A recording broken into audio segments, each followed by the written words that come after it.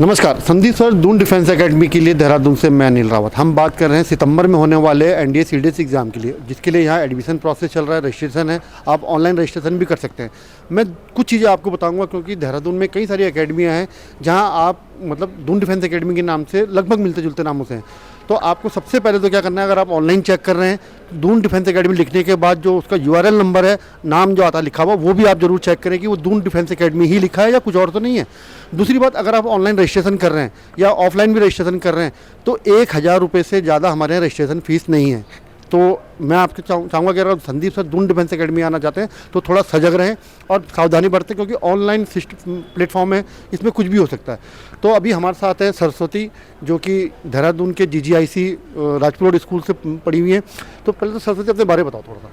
Sir मेरा नाम सरस्वती है और हम मेनली टिहरी गढ़वाल के रहने वाले हैं, लेकिन मैं और मेरी जितनी भी फैमिली है वो यहाँ पर देहरादून में दिलाराम के पास में रहती है। तो मेरे फादर प्राइवेट जॉब करते हैं, मेरी मम्मी हाउसवाइफ है, मेरे 2 छोटे भाई हैं, एक अभी क्लास 11th में और एक अभी क्लास 1st में, दोनों स्टूडेंट हैं।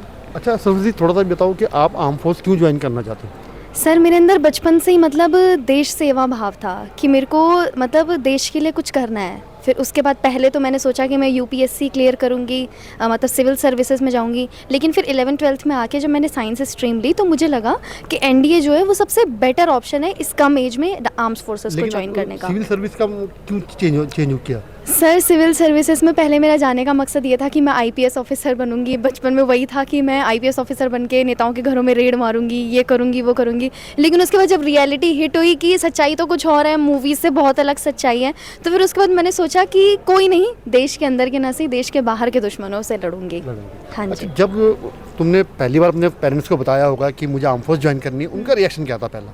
उनका रिएक्शन चुप ही था। उन्होंने कहा बोल रही है, कोई नहीं, चुप हो जाएगी थोड़े टाइम बाद। मैं जब 10th में थी तो उस टाइम 10th के मिडल में मेरे को लगा कि मुझे एनडीए ज्वाइन करना है, क्योंकि मैंने न्यूज़ में सुन लिया था कि अब जो एनडीए है वहाँ पे गर्ल्स की भी एंट्री होनी शुरू हो गई। तो तब से मेरे दिमाग में वो चीज़ बैठी हुई थी कि जाऊँगी तो फिर एनडीए में जाऊँगी। तो फिर पेरेंट्स को बताया तो पहले उन्होंने कहा कि आर्म फोर्सेस ही क्या रह गई है, और भी तो है, बैंकिंग में जा लेना, तुझे बैंकिंग करनी चाहिए थी, तुझे लॉ करना चाहिए था, और भी तो इतने सारे कॉलेज क्लियर कर, ये है वो है। बट फिर मैं जिद पे अड़ी रही कि नहीं, मुझे आर्म फोर्सेस में ज्वाइन करनी है और मुझे आर्मी ही ज्वाइन करनी है। तो अभी तुमने जो बताया कि तुमने अपना एक ड्रॉप किया अभी ग्रेजुएशन के लिए, उसके थोड़ा सा बताओ जरा, क्या था वो? सर ये था कि क्या बोलते हैं, मेरी 12th हो गई थी तो उसके बाद मैं चुप बैठ गई। मैंने जो CUET है उसकी डेट निकलने दी, रजिस्ट्रेशन डेट निकलने दी।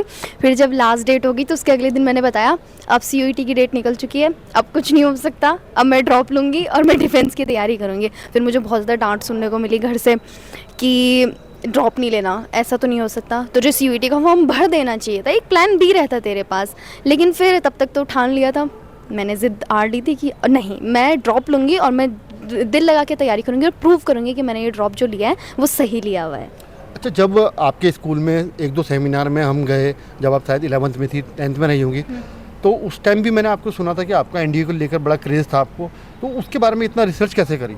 सर उसके बारे में रिसर्च ऐसे करी कि मैंने टीवी में न्यूज़ सुनी थी कि अब एनडीए में एंट्री खुल गई है। जो गर्ल्स किसने ऑन किया था? वो टीवी मेरे पापा ने ऑन करा था। वही वो न्यूज़ देख रहे थे और मैंने वो गलती से देख ली। तो फिर उसके बाद मेरे को लगा कि ये है क्या, क्योंकि उस टाइम तक इतना पता नहीं था। मेरे को सिर्फ सिविल सर्विसेज के बारे में पता था, क्योंकि 8th-9th में मैंने वही रिसर्च कर रखी थी।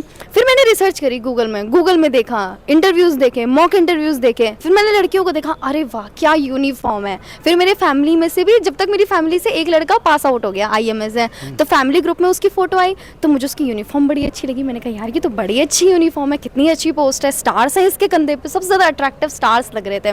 फिर मैंने कहा यहाँ पे तो लड़कियाँ भी जा सकती हैं अब। तो मैंने रिसर्च करी, फिर मैंने देखा एनडीए है कहाँ, इसका एंट्रेंस एग्ज़ाम कब होता है, कैसे दे सकते हैं, कौन से सब्जेक्ट चाहिए होते हैं।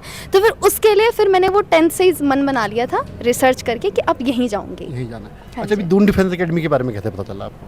सर जो संदीप सर और आपका जो स्टाफ है वो हमारे स्कूल में सेमिनार के लिए आए हुए थे। तब भी आपने मतलब एक वो प्रोग्राम अरेंज करा हुआ था, तो तब आप आए थे। तो फिर 10th में थी मैं उस टाइम पे, तो तब मुझे पता लगा था कि दून डिफेंस एकेडमी नाम की एक जगह। और उस टाइम संदीप सर ने कहा भी था कि अगर आप में से कोई भी, अगर GGIC में से या आप में से कोई भी है जिसका मन है ज्वाइन करने का और जो पूरा श्योर है कि हाँ भाई मुझे जाना ही जाना है, तो वो गाइडेंस के लिए हमारे पास आ सकते हैं और हम उसे कंसेशन भी देंगे। तो तब मैं हेल्प के लिए सर के पास आई थी। तो जैसे मोटिवेट उस टाइम किया सर ने, अभी आपकी भी मुलाकात भी हुई, अभी क्या बातचीत हुई आपके सर से? सर बातचीत तो हमारी ज़्यादा नहीं हुई क्योंकि सर का पहला ही डायलॉग बोलने पे होता है कि मैं फौजी हूँ, मैं कम बोलता हूँ और जो बात है सिर्फ वही बोलता हूँ। लेकिन सर का जो ऑरा है वही इतना ज़्यादा है कि सर के आप सामने ही बैठ जाएंगे तो मोटिवेशन खुद ही अंदर से जाग उठता है।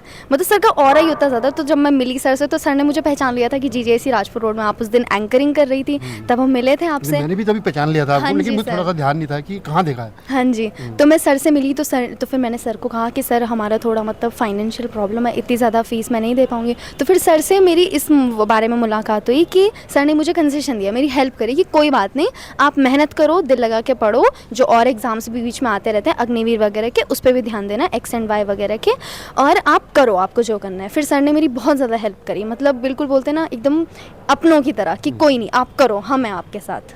अच्छा, एक चीज़ मेरे पूछना चाहूँगा, जो आप आर्म फोर्स ज्वाइन करना चाह रही हैं, इसमें स्पेशली कोई फोर्स है या किसी में भी आप जाना चाहेंगे? नहीं सर, मेरा मन है कि मैं एयरफोर्स ज्वाइन करूँ। वो क्यों?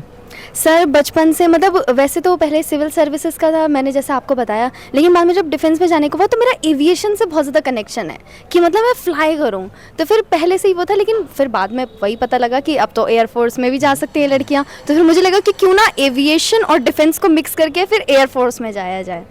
हाँ जी। अच्छा, अभी आपके पास कितने अटेम्प्ट बचे हुए हैं? मेरे पास अभी 3 अटेम्प्ट बचे हुए और अभी मैंने रिसेंटली जो 13 अप्रैल को एग्ज़ाम था वो भी दे रखा है। तो उसमें क्या रहा आपका? उसमें मेरा मतलब जो GAT है उसमें तो काफ़ी अच्छा रहा क्योंकि 1 महीने पहले ही मेरे बोर्ड्स खत्म हुए थे, तो 1 महीने की तैयारी में मैंने वो एग्ज़ाम दिया था। बट मेरी मैथ्स की सेक्शनल कट ऑफ नहीं निकली उसमें क्योंकि मैथ्स में नहीं हो पाया उतना मैथ्स के ज़्यादा। बिना GAT भी चेक भी नहीं होता। हाँ जी सर, GAT तो जो 3 अटेम्प्ट हैं, आप इसकी तैयारी कैसे करेंगे? सर मैं 3 अटेम्प्ट तो मेरे दिमाग में है ही नहीं कि 3 अटेम्प्ट है। मेरे दिमाग में ये है कि जो सितंबर वाला है मैं ऐसे तैयारी करूँगी कि बस वही लास्ट अटेम्प्ट है, उसको फोड़ना है, इसके बाद मौका नहीं है।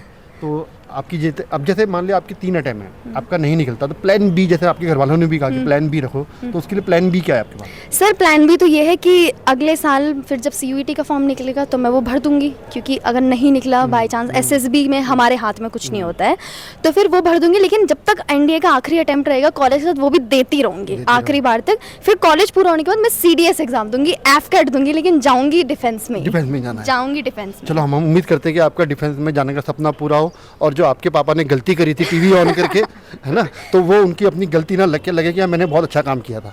Thank you. Kindly subscribe D-Day YouTube channel and don't forget to press bell icon.